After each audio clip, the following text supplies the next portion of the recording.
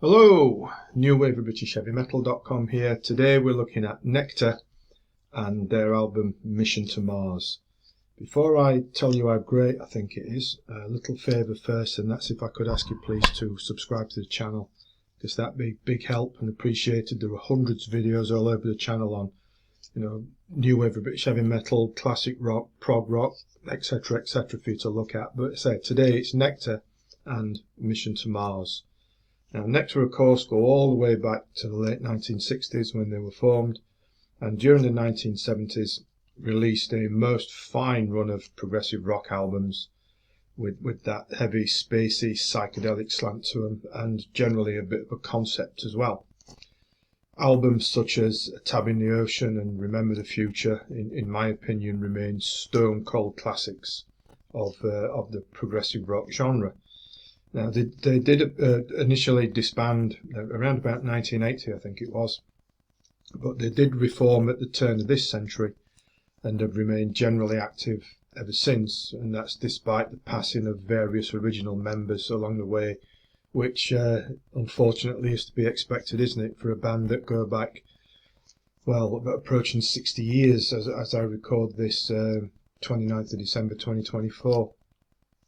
After a gap of around a decade, they released Mission to Mars earlier this year, back in the summer, and I've just got my hands on a copy, and I think it's a very, very fine album indeed. And it's much more of a sort of a punchy rock style than with progressive influences rather than full-on prog rock, and I think that works quite well. We've got 4 tracks, around about 35-minute running time, so there's no mucking about here. There's no time wasting fillers. Instead, the 4 tracks are all expertly written and executed, together with a very crisp, clear production. I mean, it sounds great throughout. What kicks it off is the title track, and this is some stylish piece of music.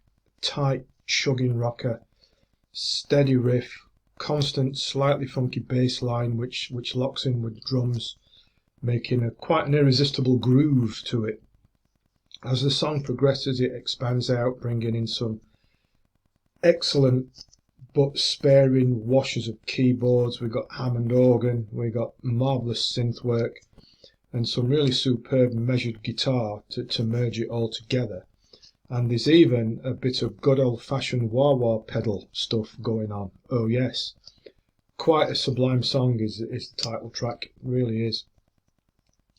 Long Lost Sunday comes up next. This is more of that chunky guitar, expansive keys, all nicely measured.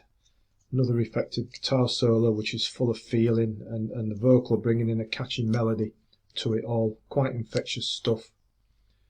One Day High, One Day Low takes it into a more of a lush, some symphonic rock territory. I think we've got a bit of an orchestral opening passage, then all the lush vocal comes in, and it all develops nicely as it goes on. There's more of that interplay between the various instrumentation parts, and individually and collectively each band member gets a chance to shine over a really enjoyable 10-minute suite.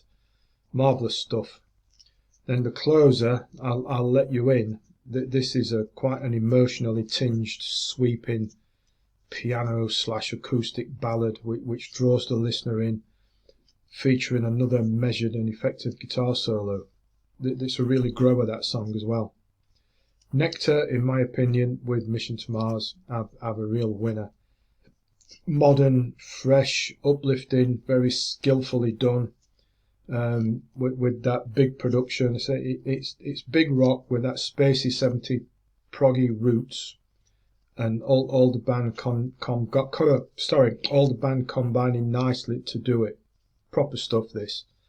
As I record this, 29th of November 2024, we've got a couple of days left this year, so this has just managed to sneak in under the wire, as the cliche goes, to make my top 10 albums of this year.